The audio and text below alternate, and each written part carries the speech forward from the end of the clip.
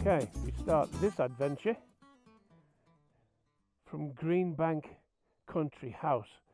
Now, the good part about Greenbank Country House, you can find out more about them in the guide, and there's a film you can watch as well. But the best part about this is, it sleeps up to 18, costs you maybe 60 quid per person for a weekend, and it's located in this fabulous scenery. So we'll start now, and what you're about to see is going to make your eyeballs itch. And look at the view you get as you just come down the little bank as you head out of Greenbank. Look at the countryside you're going to be in. Come on. We're going to turn left.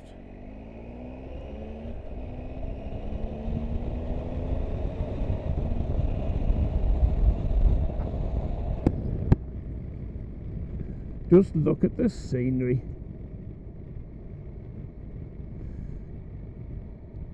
The mountain range there is the backdrop to Grange in Borrowdale, a lovely little village. And there's a little story to tell. When I was 15, I came to stay in Grange, and I had a book. I didn't really read books back then because I found that they were a waste of time, or I couldn't get into them. But anyhow, this book I started to read, and I couldn't put it down. I was mesmerised. I was living the story. It was unbelievable. But it was just in there, as we turn here, you go over a little bridge, and just in there is Grange in Borrowdale. Anyhow, this book, I couldn't put it down. And as true as I am riding a Triumph Tiger 1200 XRT, after I finished the book, I thought to myself, God, that should be made into a film. I'd love to make that into a film. The name of the book? First Blood, which introduced Sylvester Stallone as Rambo.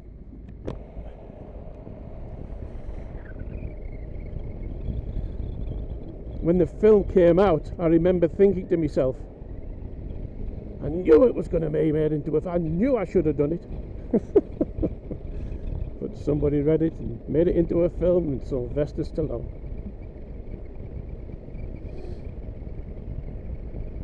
That's the nearest claim to fame that I can talk about of any blockbuster film. Anyhow, let us continue our journey. We're now starting to go up Honister Pass. The views from the top of which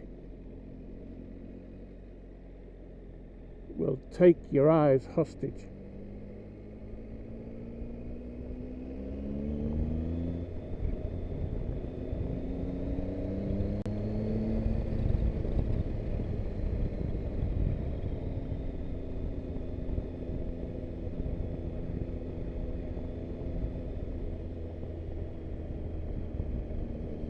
This is the route that a lot of people from down in Borrowdale and Seatoller, which is just at the bottom of the hill as we came through, used to walk up here. There's an old road or an old track just to the right there. And they used to walk up here, bring their ponies, bring their chicken and bread to come and work at Honister to extract the slate.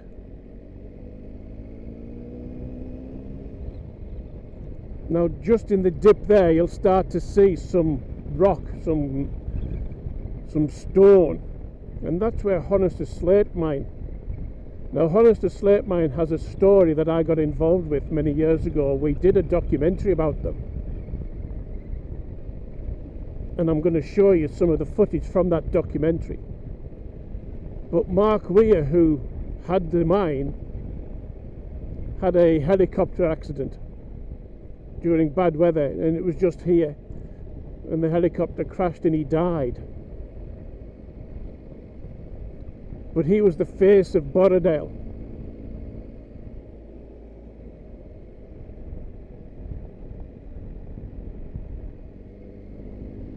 But anyway, here's a little bit of the footage, the story of Honister. The Buttermere and Westmoreland Greenslate Company, with a very decaying sign up on top of the horse, was a derelict abandoned site. Why did I buy it? Well, many times I'd flown over it in a helicopter when I was running a helicopter company down in Leeds. On some of the occasions I used to take my grandfather. He was getting old and he wasn't very well, and on one such occasion I decided that I would show him all the places by air where he'd worked. And he was short-sighted and he was hard of hearing, and I would take the helicopter up to 10,000 feet and he would do these ever slow decreasing circles, completely going in the wrong direction. And after about 10 or 15 minutes, when we got down to about 800 feet, I would say, "Boss, I'll take over now because I want to turn around this cloud," or something like this. And I would use the excuse, rather than say he was off course because he didn't know what he was doing. Aye, all right, lad, you get out of it. And we eventually arrived at Coniston Old Man, and it was a beautiful day. And when we got over Coniston Old Man, and he would peer down through the glass, the perspex of the helicopter, and then finally we arrived at Honister, of which I've passed over many countless times. And I said, "There you go, boss." I said, "There's Honister." And as he peered down through that glass, and he shook his head and he said, "Why is it closed?" And he never went out, "Go on, Mark, go on, buy it." He just said, "Why is it closed?" And that was a very poignant moment for me, because at the time I looked down and I thought, I saw all these roads and the industry that had once been there, but no longer it ceased. And I thought, why is it closed? You make them out of paper and grease, you know, it's an old-fashioned way, but it's quite an effective way. And we had an out, so he showed us how to get a brush handle, wrap the Woman's Own magazine around it, lace it with a bit of grease that forms a tube, slide it off the end, close one end off and pour the gunpowder into the tube. Bloody easy, we thought. Homemade cartridges, you know. Right, so you slot it in the drill. She said, right. Taking layers off on the top. Then they found that the rock was far more higher quality the deeper they went.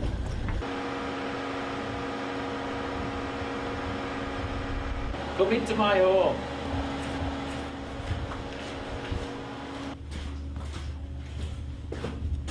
At this point we're really deep underground now, and this is the only place that's quite spooky.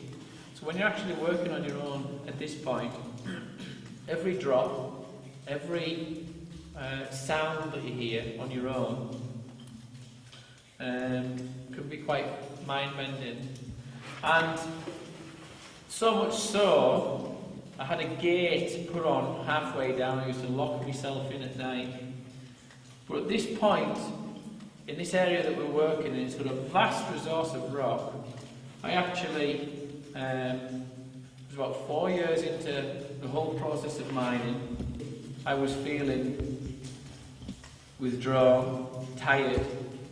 What the hell was I doing working underground 24/7? Why was I here on my own in this place? And I had this figure in my head that if somebody actually gave me £10,000, I would sell the site, because I didn't want the hassle. So all the time as I was working here on my own at night, I had this point, £10,000. If somebody comes to me with £10,000, they can have it. And he was the person that was gifted to take it over and carry it on. Nobody ever did at that point. So I went to a clairvoyant, and as you can imagine, through the day, the men were working in here through the day, and I was carrying on through the night to clear the material that they'd done through the day. And the clairvoyant actually hit the nail on the head in the form that she named my grandfather, who was dead. And he had this message. Now, I had done a deal with my grandfather before he died, and the deal was that he would tell me the lottery numbers. And I figured that his message that he was going to give me, if there was a message, would be the lottery numbers.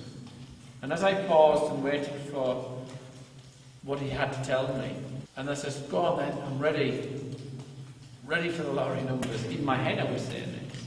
And my grandfather said one thing. He said, don't sell the mine. And there it is there. It's worth stopping out, because up in the mountain there, that's where you go inside. You go into the caverns of the slate mine. Both sides of here were busy, were buzzing with men making slate from the stone brought out from inside, both sides. And the Victorians would come up and watch them working, and they had what was called monkeys, young boys with barrows, just on sleds, bringing the rock down, and they would see just how fast they could come down and who would win. And the Victorians used to love watching it.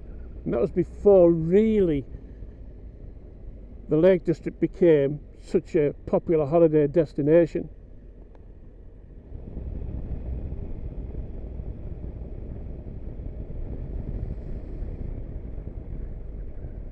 Mountains in front, haystacks and high style, made famous by Wainwright. His books are still famous for people to buy and to follow. Maps, just basic line drawings, but people have followed in his footsteps for years. Stunning group of mountains, stunning. As you ride round, the peace, the stress just leaves your body. It's beautiful.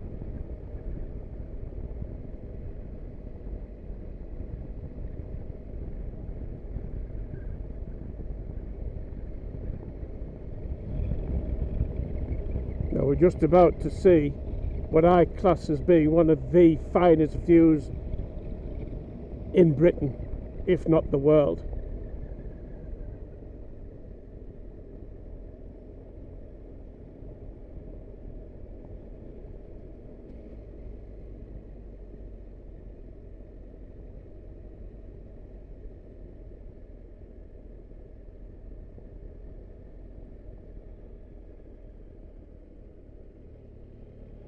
Just look at that.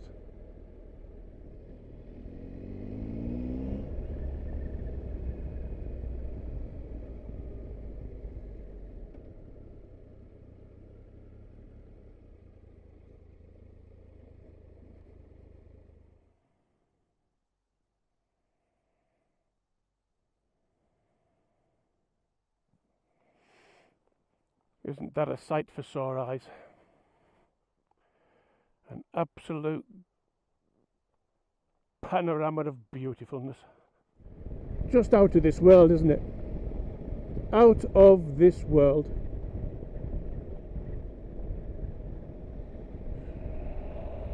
With more beautiful mountains against the blue sky backdrop.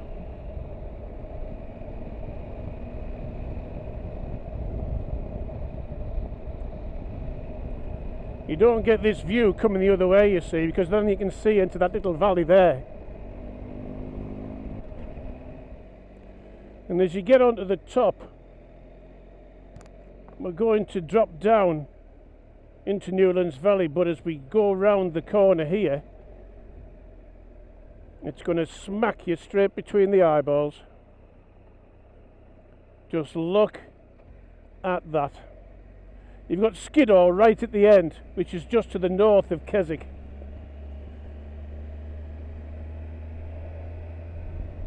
You see, you don't get this view when you come the other way. Only this way. A fascinating fact.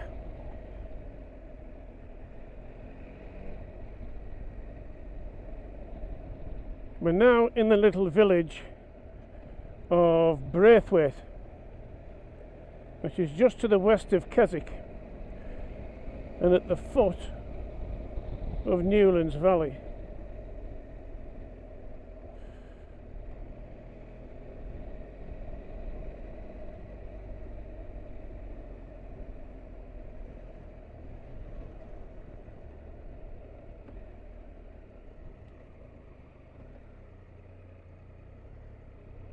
And at the end of it, we're going to turn right to head towards Keswick.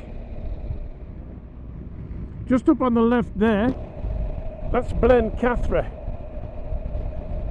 And believe it or not long ago, it was up for sale.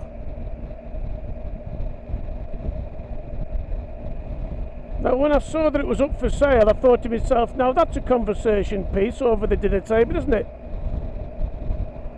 Have you got anything to talk about? Well, I actually own a mountain. So as we get to the top, this is where we're going to turn right. It says Troutbeck and Ullswater. And that's where we start to see the hills that surround Ullswater.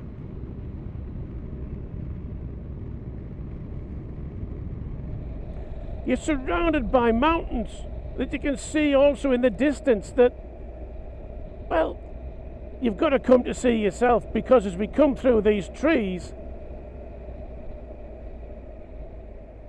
just look at that. Will you please just look at that? Britain's most beautiful lake. Now, not only is Ullswater classed as Britain's most beautiful lake, it's also within my Eden Valley. Eden Valley stretches halfway actually between Penrith and Keswick.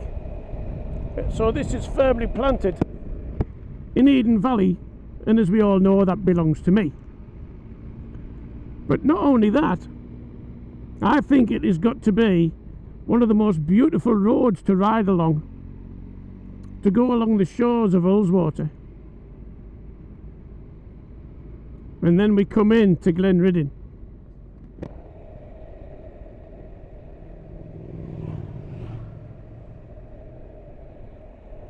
Now, Glenriddin was devastated in December 2015 with Storm Desmond. That biblical storm destroyed the centre of Glenriddin, and the Glenriddin Hotel was nearly washed away.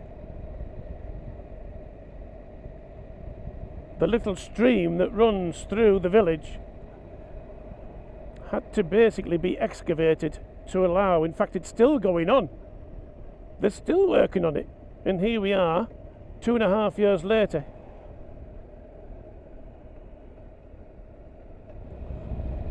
But Glenriddin is also a starting point for a climb onto a rather famous mountain.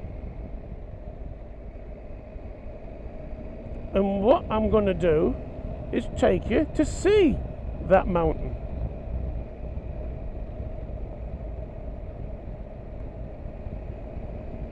My knowledge has no bounds.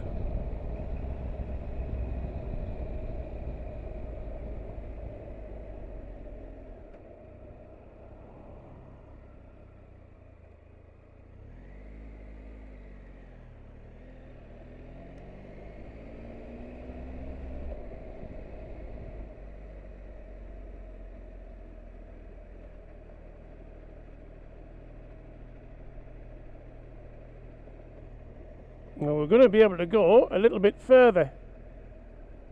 I'm not going to go that far. But that there, straight in front, well, that is your Helvellyn. How cool is that?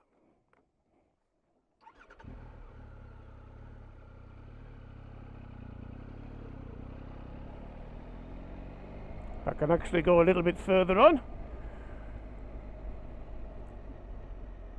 but there's a little pathway goes all the way up right to the top there, right onto the top of Helvellyn. We're going to be going on the other side of Helvellyn, as we progress a bit further. But that is the closest you can get to Helvellyn by traditional 2 or 4 wheels anyhow.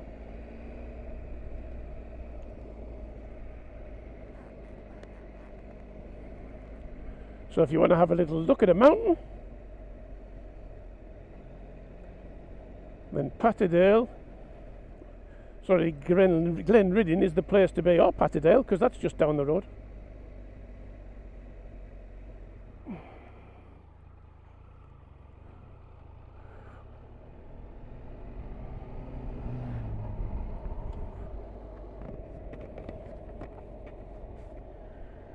So as we come down from Helvellyn, we've turned right to go through Patterdale.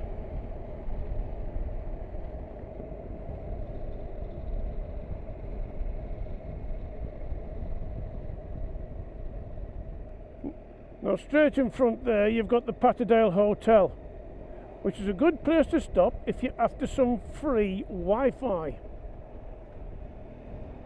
Top tip.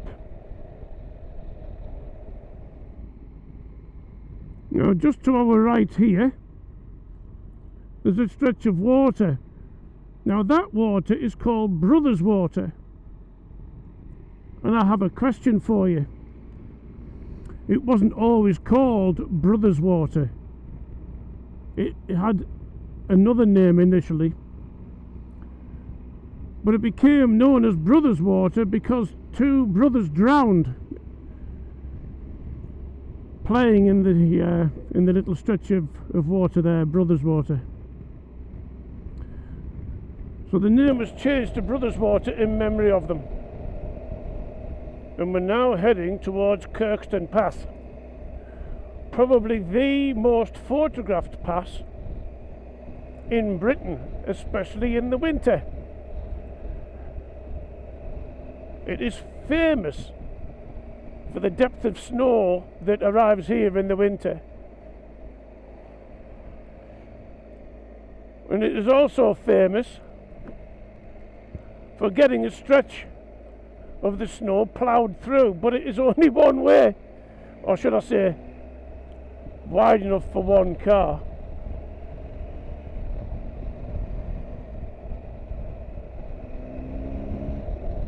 So as we get to the top of Kirkstone Pass, there's a little sign there that says Ambleside via the Struggle, and that's the route we're going to go, boys and girls.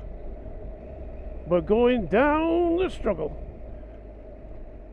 So that's the Kirkstone Pass Inn, pretty famous.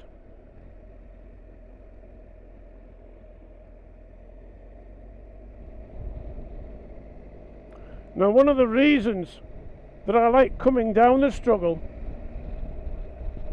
well, there's 2 reasons actually. One, there's a tremendous story which I shall relay shortly, but it gives you a stunning view over Windermere. Now Windermere we will be discovering on another adventure.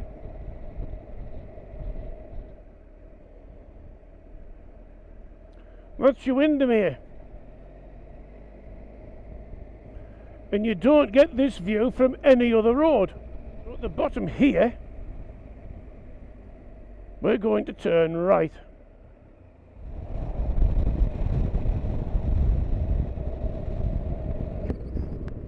Now the field on the right there, that is home to Ambleside Sports, where they do the fell running.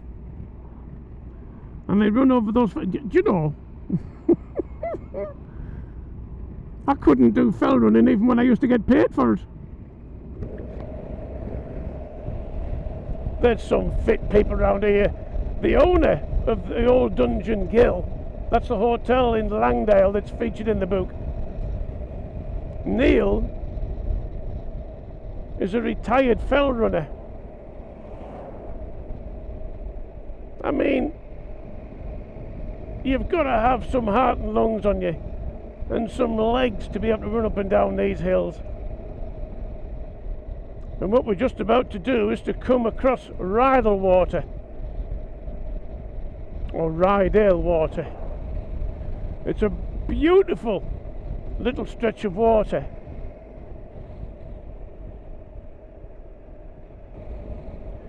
In the autumn, the surrounding trees with Rydale water, if you catch it early in the morning, when the surface is like glass, she's stunning.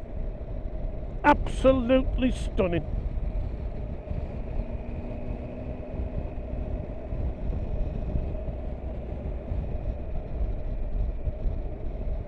But as we leave one,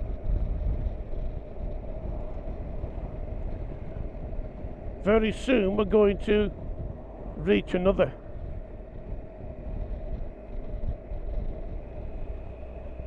I wandered lonely as a cloud across fields of golden daffodils.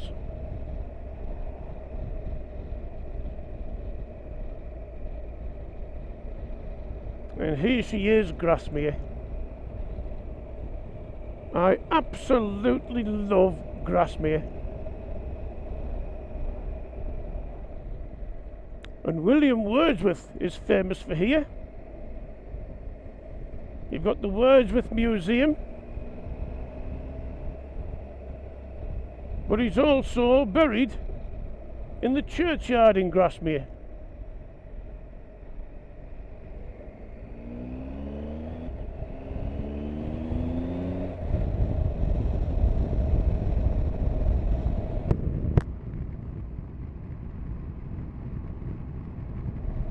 And there we have her up there, Helvellyn. Every day somebody climbs to the top of that, every day. Unless it's unbelievably bad weather. Because up there monitors the weather.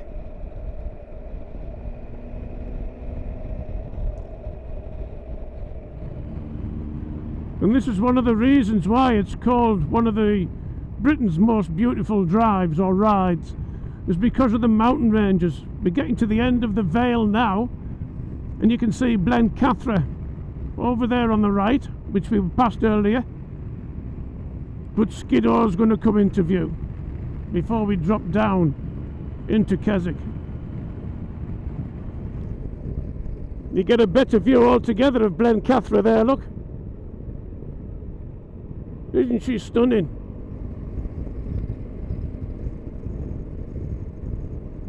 Beautiful.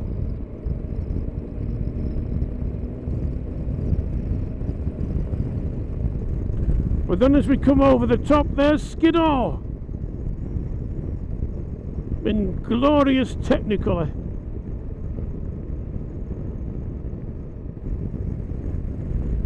Right in the distance over there, that's Bassenthwaite. And it's not very deep because all the silt from the surrounding hills has come down, and it needs dredging out actually.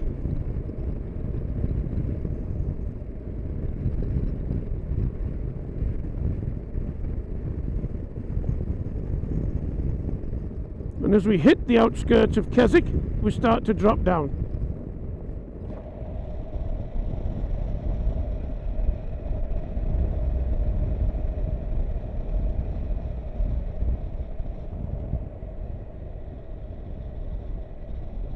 But before we get back to Greenbank, I'm going to take you to what I class as Britain's finest view, most stunning view,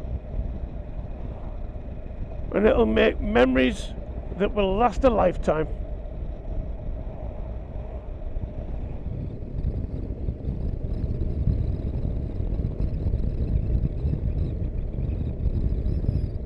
Now we're going to take this road here, and the sign says Asness Bridge and Wattenlath. That's the route to take as we now start climbing up to meet the gods.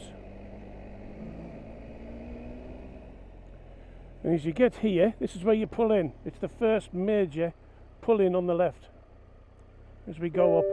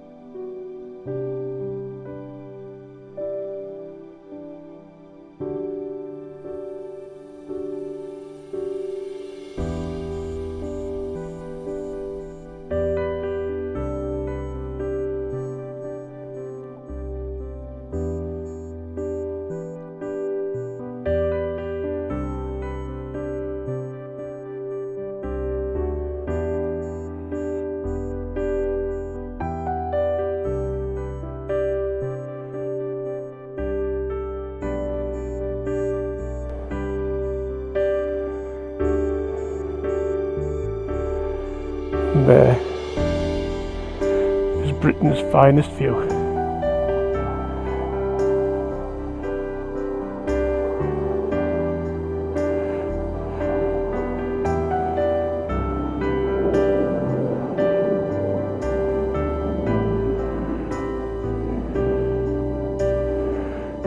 Isn't that spectacular?